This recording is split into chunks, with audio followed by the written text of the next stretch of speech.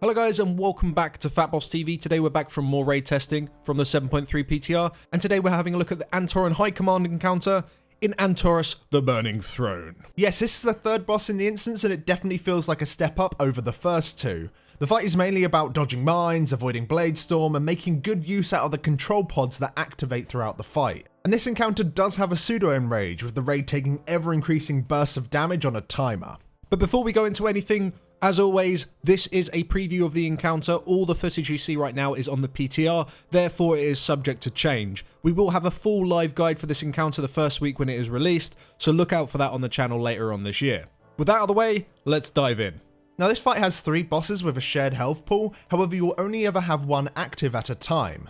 On roughly a 90-second timer, a boss will jump out of their control pod and the previous boss will return to their own. Now the bosses only have one shared ability whilst they're active, which the tanks need to deal with, and one shared ability whilst inside their pod, which the healers need to deal with. Additionally, they have their own unique ability that they only cast within their pod. And whilst a boss is not in their own pod, players can actually jump into it and control it themselves, and we'll talk about that more in a bit. So the ability that the tanks need to deal with every single active boss is Exploit Weakness. This ability just deals a large amount of physical damage in a 10-yard cone in front of the boss. This ability also applies a debuff that increases the physical damage you take by 75%, so you just got to make sure that the boss is facing away from the raid, and then just taunt off each other around the 2 stack mark. Chaos Pulse is the ability that all bosses will use in their pod. This just deals a small amount of damage while applying a damage taken increase for 15 seconds to 2 random raid members. This effect can be dispelled, however we kind of ignored this debuff and just let it time out. However, towards the later stages of the fight, there is so much more damage coming in, so you'll probably want to dispel this to make sure that those players can survive. So aside from the tank ability and the Chaos Pulse, which is present at all points of the encounter, the fight kind of changes depending on what combination of bosses are in the pod and what boss you're directly fighting. A useful way of seeing this is to kind of split this encounter into 3 phases, with each phase changing depending on what boss you are fighting. So to kick it off from the beginning, let's talk about phase 1, where you're fighting the Admiral directly, with the Engineer and the General attacking you from their pods. Now while the General is inside his pod, he will summon adds. You'll have a Pyromancer and 2 Shock Troopers that spawn very close to the active boss. The Pyromancer must be interrupted whenever it casts Pyroblast. This will pretty much one-shot anyone if it does go off, and as for the Shock Troopers, they can be pretty much ignored. All they do is just charge one of the 3 furthest players from them and begin to cast a Bladestorm. We assigned Hunters and Mages to stand at max range and simply have people move from the Bladestorm. Meanwhile, Cleave and Multi-Dot classes can simply just kill off the Shock Troopers passively. While the Engineer is inside his pod, he'll be spawning mines. These green landmines spawns in sets of 5 near random players. Typically we found that they spawn near ranged DPS and healers. If anyone in the raid walks over one of these mines, they'll take a moderate amount of burst damage, but you'll also apply a super nasty dot to the raid, which in fact stacks. So if you're careless with the mines and explode a few in quick succession, you're going to have loads of stacks on the raid and you're going to be in trouble. So quite simply, while these 2 bosses are inside their pods and you have just the Admiral, you'll want to kill off the adds and avoid the mines. We found having the raid loosely stacked around the edges of the room and slowly moving the boss around the edge as well worked pretty effectively. By moving clockwise, you also follow the spawn rotation of the boss, so it also makes it pretty easy for the tanks to pick up the new boss, as well as DPS being able to swap to them immediately. Now while fighting the Admiral, of course, her pod is going to be unoccupied, and as we said, you can have someone hijack it and use it to fight the bosses. The moment you pull the boss, you'll want one person in your raid to immediately jump into the middle pod. Whilst inside any of the pods, you'll have 2 abilities. The first ability is shared in every single pod, and this is simply just a single target damage dealing ability that applies a damage taken increase that stacks up to 15%. We found that spamming this on the boss was best, but if you wanted to, you could quite easily place it on the adds as well. The second ability that you have is unique to each particular pod. For the first pod, it's a large targeting circle that will detonate a few seconds later. The damage it deals isn't extremely impressive, but it does apply again another large damage taken increase debuff, which is super nice. However, this doesn't hit the boss, it only hits the adds. We found that spamming this ability on Pyromancers was better than trying to focus it on the Shock Troopers, mainly because the Shock Troopers might charge out of the targeting circle before it detonates. Now whilst inside any of the pods, the player will be taking ever increasing ticking damage. To play it safe, you'll want to swap players out before the stat gets too high, usually around the 35 to 40 second mark. If you stay in much longer than that, you're just going to be one shot. When you leave the pod, you'll actually gain a new debuff that prevents you from re-entering for a while. We're pretty sure for live, if you set up 2 different players per pod, that'll work absolutely fine. After you've dealt with the mines and you've made good work of killing those adds off by using the pod, after 90 seconds, the Admiral will kick out whoever is within her pod, and the Engineer will pop out of his and begin to fight the raid. This is your phase 2. Now you'll still have adds as the General is still spawning them from his pod, however the mines will no longer spawn as the Engineer is no longer in charge of his own pod. This allows you to have the raid pretty stacked up, with only a few ranged DPS outside to bait the charges from the shock troopers, or you can kind of ignore them and just nuke them down. Now because the Admiral's gone in her pod, you'll need to deal with her special pod ability, which is Fusillade. After a charge up time, she will do a flat burst of damage to the entire raid. This is easily manageable at first, however each subsequent cast will do 25% more damage, and this just ramps up over the entire fight.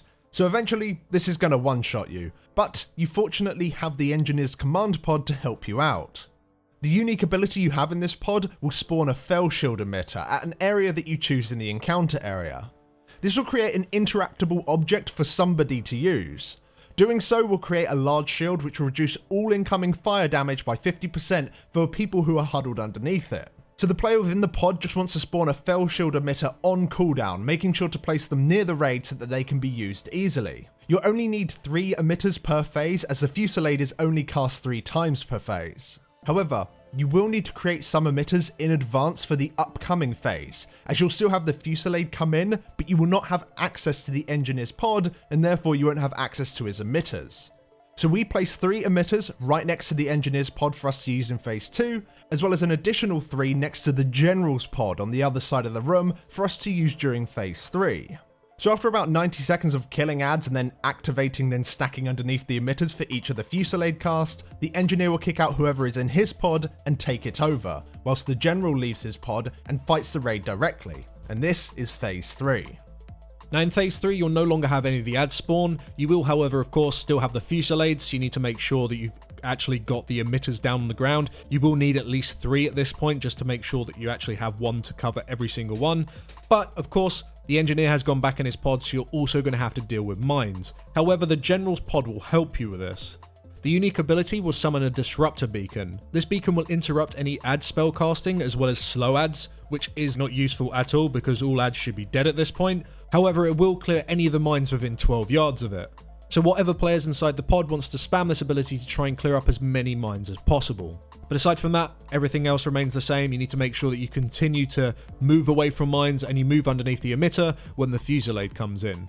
After 90 seconds, you'll then go back to phase 1, and then the fight from there just simply repeats. However, as the fight goes on, you're going to start getting more and more of these Fusillade stacks, and it gets to a point where they will just flat out one-shot your raid. So it's vital that the boss essentially dies before this point, or you compensate by using damage reduction cooldowns such as Devotion Aura or Barrier, just anything extra to help you survive the hit, as well as healers dispelling any player that has the Chaos Pulse debuff, as of course they'll take even more damage from the Fusillade hit. But just to wrap up the encounter, it pretty much is kill the boss before Fusillade kills you, while killing adds and not standing in mines. Pretty simple, but what do you think? It's an okay encounter. I mean, it is the 3rd boss. In an 11 boss instance, you don't expect it to be fantastic.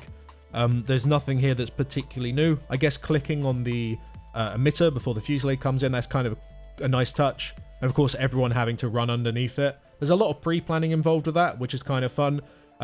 As for healing it, it's definitely entertaining because, of course, it's just one big burst of damage on the raid. Yeah. So things, like Monk's Revival is insane. Cloudburst Totem is insane. Disc Priest, if you set up. Disc Priest is insane. There's so many healers here that can, totally fuck over everyone else. Just by sniping it off. Yeah. So it feels a little bit like that for DPS as well, because with the adds up, it's just it's so nice for some classes. Yeah. Like Boomkins are doing crazy damage. Shadow Priest is doing crazy damage. If you can get them actually stacked up underneath the boss, then melee DPS are just see you later. Those adds just melt.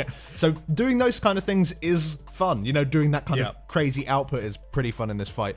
One thing that I think is a little unclear that they could probably improve upon, the amount of time that you actually spend in the pod before getting one shot isn't particularly clear without add-ons. With DBM and bigwigs and probably even a weak aura, you'll be told exactly how long you have left until you need to leave. It will be like a bloody bar saying, you're going to die in 5 seconds. It's like, okay, I'll leave. But in the base game, it doesn't tell you very clearly. You don't really know when that point's coming. It's all a little bit vague. You have to kind of hover over your debuff and just see like how high it's ticking. Yeah, but the thing is, make a judgment. It doesn't have like a dot stat. Like the number goes up in the debuff, but it isn't actually a stacking debuff. You haven't got like 5 stacks of it. Whereas if it did have those stack numbers and say you died on 10 stacks, you know, oh, I've got 9 stacks better, now, yeah. I can leave. So it just helps people who probably, you know, there are people who don't use that many add-ons out there. Why not just make it part of the base game and make it a lot easier just to read? Yep, I agree. But aside from that, I think the fight is fine. As you said, it's quite an early boss, and I think there's enough going on to make it an engaging early boss. So yeah, thumbs up. Yeah. So thank you very much for watching, guys. If you enjoyed this little preview, and please do drop us down a like. It helps us out a lot. And before we do go, as always, we'd like to give a huge thank you to all the people that have decided to support us over on Patreon. You guys are absolutely awesome. We appreciate everything you do for us, and we shall see you all in the next video. Thanks for watching. Thanks for watching.